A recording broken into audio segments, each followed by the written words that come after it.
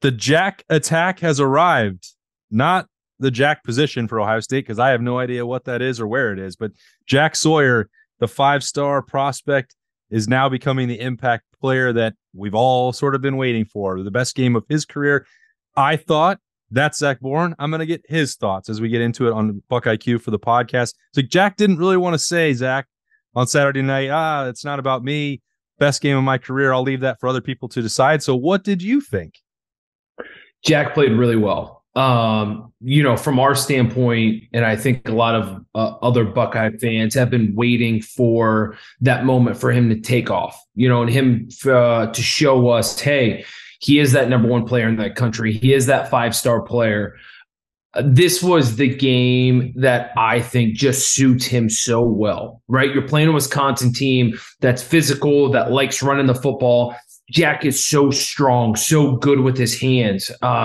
Jack is perfect when it comes to, hey, I can hand someone, use my length, use my athleticism, get off and make a tackle. And so, he's a Pickerington guy. I used to love playing Wisconsin because, hey, I can play in a phone booth and have some fun. And so,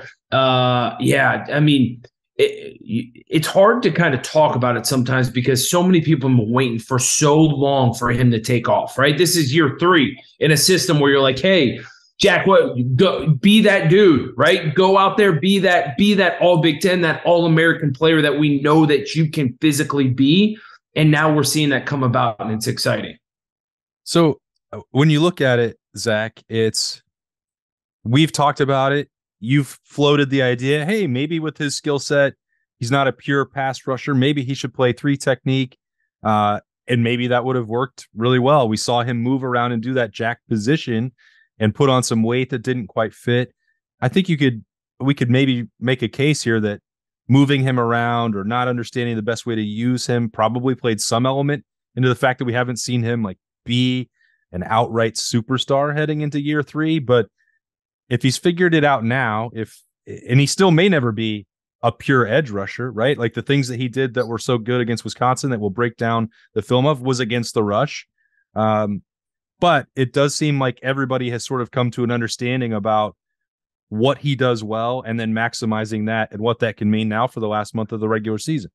What I also think Jack's building on that. It's a confidence builder when you kind of find yourself at the college level, when you're like, hey, I can do this really well, and I'm going to make my living doing those things. That's what so much of college football is about. That's what going to the next level in the NFL is about, right? There's certain things that you have to find your niche. And it's not high school football anymore where you can go out and say, hey, listen, I'm going to be an offense tackle with speed and then bull rush him the very next play and be able to be highly successful at both of those things. That's why some guys take so long to transition to the college game, because you truly have to find your niche. You can't do everything at an all-American, all-everything level. There's very few guys who can do that, and those guys that can, they're superstars, right? And so Jack, I think, is finally getting into his head like, hey, I'm a run stopper. I'm great at doing this. I can do those things. I don't have to be the Joey Bosa, the Chase Young. I don't have to be those, big time rushing the quarterback guys that are getting, 10, 11, 12 sacks a year. I can make my living hatting hands and offensive tackles and getting off and playing the run really well. And I can do some of those things without getting all the notoriety of being that big time pass rusher. And I've said this for so long. You and I talked about in the offseason. I think he's perfect in a 3-4 defense in the NFL, right? He's going to make his living in that 5 technique a la J.J. Watt that we've seen for so long. And I think Jack is finally understanding, like, hey, I don't need to be a 240-pound lean dude. I can still be 265, 270 and be highly successful. Yeah, he's spent 3 years here now, and I never sensed that he lost confidence in himself, even in the Jack position. It's like, I'm figuring it out. I'm going to do it better. He's even dating back to the days in Pickerington. Like, he's always been really confident. That's not been the issue. Maybe he did deal with some of that when the production wasn't there a year ago, or that he didn't see the field as much as he wanted as a true freshman. He didn't let that on publicly. And that's why, I still had a lot of confidence. And I think that you probably did too, that some solution would materialize, because he was too hard of a worker, too committed to it, and too confident in his own abilities to not let that happen. It wasn't a question of if this will ever happen. It was when. Right? When is he going to start flashing? When is he going to kind of settle into his own?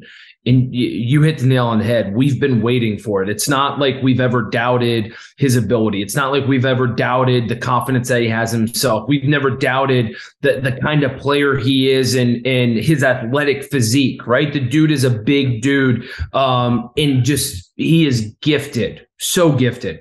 It was just a matter of when. When's he going to find his niche? When's he going to take that next step? And we're finally starting to see that. All right. That was a huge step forward for him at Wisconsin, and another notch in the belt for the Silver Bullets with that win at Wisconsin. As they get ready for Rutgers, we're going to take one look back at the win over the Badgers and Jack Sawyer's impact in it. Let's roll the tape.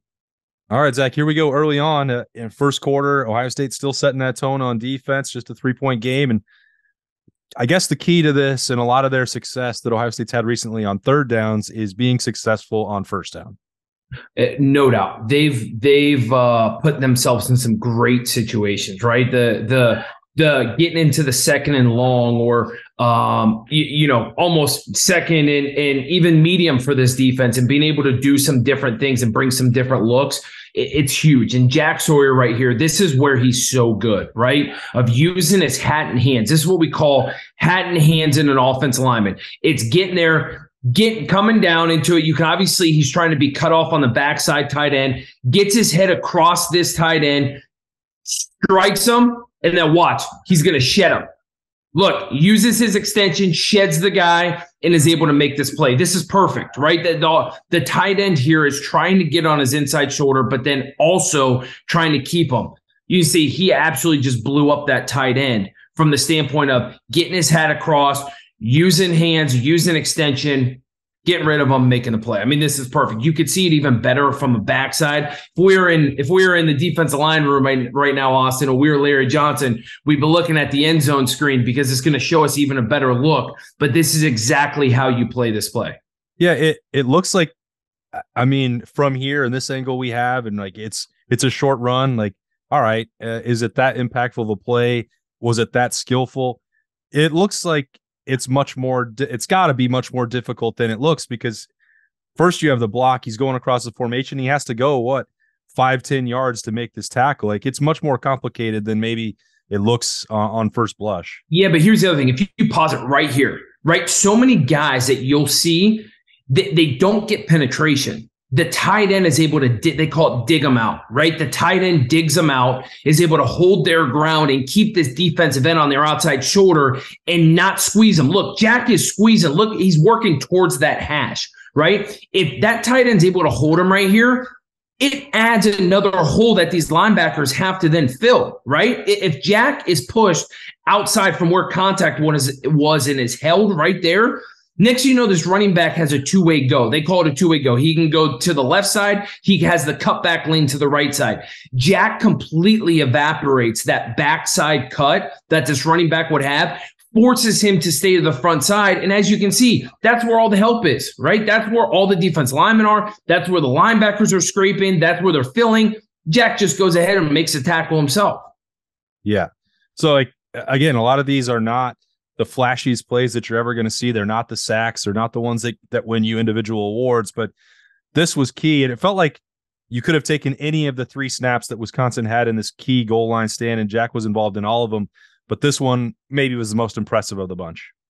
For sure. And this is where I think he's going to be so good at the next level and kind of that 5 technique and that 3-4 defense.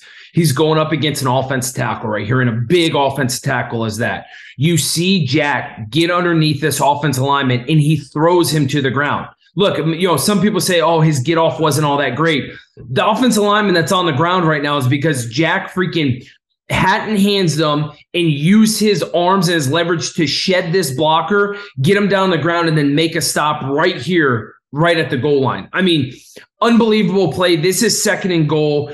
On first and goal is when Wisconsin supposedly had scored, right? Yep. And so this is the time where, hey, listen, we're here to breathe another day. You see this right here. Jack gets up underneath this offense tackle right there, 79. Look what he does with his right hand. Bam! Look at that right there. He gets his helmet on him, throws him with his right arm, sheds the block, and is sitting here and is ready to make this play. I mean, that is textbook from a defense lineman. And this is where Jack is so good. He's so powerful, right? I mean, this is where I talked about finding his niche. Playing inside. He doesn't need to play that wide 9 like, every defensive end dreams of. He can play inside and almost play in that shade, almost a 6 technique, which is right here, head up on the tackle. And Mabel hands him a big dude and shed him and make this play. This is NFL tape right here. This is what NFL executives are going to be they're going to be so excited. They're going to be salivating over this look. Yeah, I mean, I think the other part, Zach, is like you see 44 and JT Tuimoloau makes a great play coming from the other side. And obviously it's all 11 working together out there. But even if he's making the tackle coming from behind, it's possible Braylon Allen is able to fall forward, right? If Jack's not there and hadn't already made that play himself. Oh, for sure. If Jack's blown up right here and is driven down in, I mean, Braylon Allen could easily, make a play right here. Jack's a huge reason why this was stopped short. And yeah, JT, we could go on and on about what JT does, but Jack in that situation, being able to shed the blocker like he does, clog the hole up, and then sit there and make a tackle, massive. Yeah, but reading and reacting for the entire defense, still important too. It doesn't take just one guy to make a play, but this then still, Jack making an impact, 1 possession game, third quarter, 2nd and 4, you can't give anything up, and Jack answers the bell again. No, and this is what I love right here is that he goes down and hits this offense tackle, right? So many times we see defensive ends play slow. And what I mean by that is Jack's looking at this, sees the down block, instead of just sitting there and saying, hey, I don't want to take on the offense tackle, and just sits there for the pulling guard or the pulling tight end. He actually goes down and drills the offense tackle. And what's that do? It frees up Tommy Eichenberg right here, right? That offense tackle is going down to seal off that backside and drill the inside linebacker. Instead, Jack hits the offense tackle, is able to play off it, gets on the tight end as well, who was pulling across, and still makes a play here. So he takes on 2 blockers, stops the offense tackle from going on a down block and getting a double team up to the backer, and sits here and makes a play. Another month of the season still to go here, his junior year. And I guess sometimes it's worth a reminder that 2.5 years or into your 3rd season, still plenty of time. And Jack Sawyer has that 5-star ability, and it's starting to show. And this is what I want everyone to see is the way he played in this game. You're going to see very similar looks 4 weeks from now in Ann Arbor, Michigan, right? And we've seen that we've had the inability to stop the run, especially late in the game, the last 2 years against the team up north. When you have Jack Sawyer playing like this and able to take on big offensive linemen and shed them and make plays, that's exactly what you want to see if you're an Ohio State Buckeye fan. Yep, November is here. It's starting to get to be that time to forecast it forward. Ohio State does go to Rutgers on Saturday. Jack Sawyer looking to follow up his 6th tackle game against Wisconsin with another strong outing. All of that with a little bit of an eye on the college football race, the Big Ten race, and the game at the end of the month.